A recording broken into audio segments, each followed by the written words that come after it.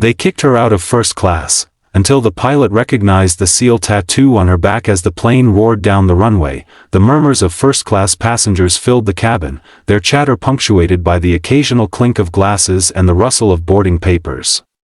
Among them sat Lieutenant Commander Avery Stone, a tall, athletic woman in her early 30s, her posture perfect yet relaxed.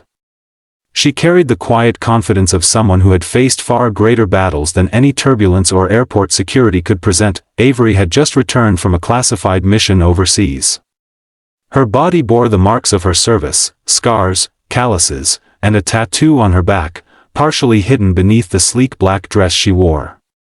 The tattoo was unmistakable, the emblem of a Navy SEAL, etched in bold ink, a symbol few outside her elite circle would recognize. As she approached the first-class cabin, a flight attendant stepped forward, her expression polite but firm. "I'm sorry, ma'am," she said, her voice carefully rehearsed.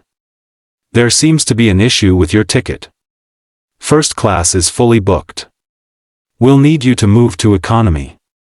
Avery's jaw tightened, but she maintained her composure. She had faced far worse than petty airline bureaucracy. "I believe there's been a mistake," she said calmly. "My reservation clearly states first class." The attendant shook her head apologetically. "I understand, but there's nothing I can do. Please, follow me." Avery followed silently, her heels clicking against the cabin floor. The economy section felt different, less refined, less respectful. She chose her seat near the window, her mind racing.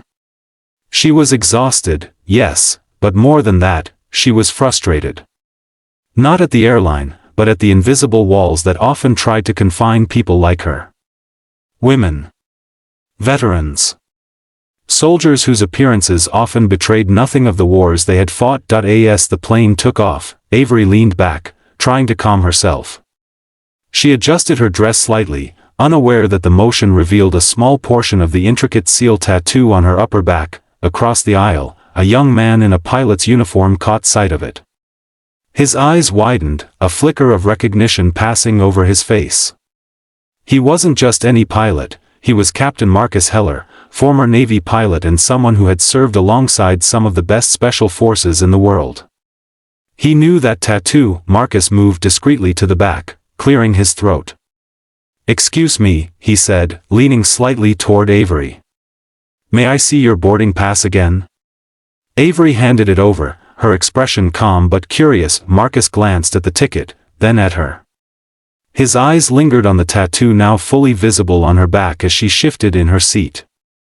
A slow smile formed on his face. "You're a SEAL," he said softly, more to himself than to her. Avery turned slightly, her brow raised. "I'm retired," she replied evenly, though the corners of her lips hinted at amusement. "That explains it," Marcus said, nodding. "I thought I recognized that insignia. You were part of Bravo team, weren't you?" Avery's eyes flickered with surprise. Few civilians, or even airline staff, could identify a SEAL team tattoo. But Marcus had.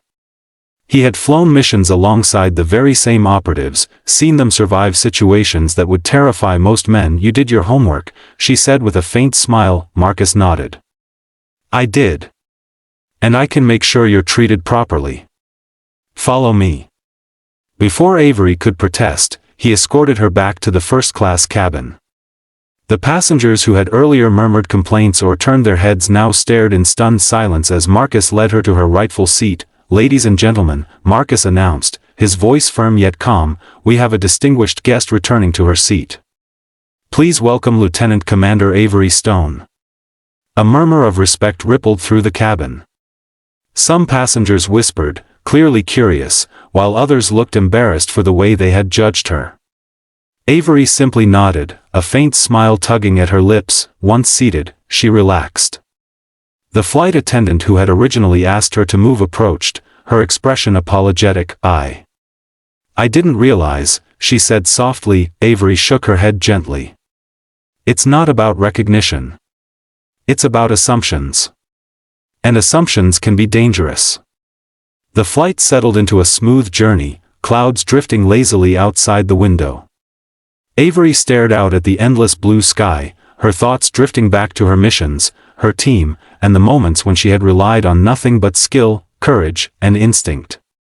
She thought of the sacrifices, the close calls, the nights she had spent in enemy territory, and the bond that had formed among those who had faced death side by side. Marcus returned to the cockpit, but before he did, he glanced back at her. "You know," he said, "most people would never see that tattoo and understand what it means. But I do. And I respect it. You've earned your place, Commander." Avery smiled genuinely for the first time since boarding. It wasn't about the seat. It wasn't about recognition. It was about acknowledgement, the silent nod that someone understood the journey, the struggle, and the courage it took to get here. The rest of the flight passed without incident. Passengers who had initially judged her shifted uncomfortably in their seats, some casting furtive glances of admiration, others clearly feeling humbled. Avery remained poised, a quiet force of strength and resilience. By the time the plane touched down, the story of the seal tattoo had already traveled through whispered conversations, though Avery paid it little mind. She disembarked with the same calm grace she had always carried, the faint smile lingering as she stepped into the terminal. Outside, the world awaited, full of challenges, judgments, and assumptions. But Avery Stone had learned long ago that recognition was fleeting. True respect came from those who understood the weight of service, the cost of courage, and the unspoken bond among warriors. As she walked through the bustling airport, she felt a sense of quiet satisfaction. Today, the seat was restored, the respect acknowledged, and the invisible wall broken, not by confrontation, but by recognition. And somewhere in the sky above, Captain Marcus Heller piloted the plane, a subtle nod to the bravery of a SEAL who had proven, once again, that courage and honor were earned, not given.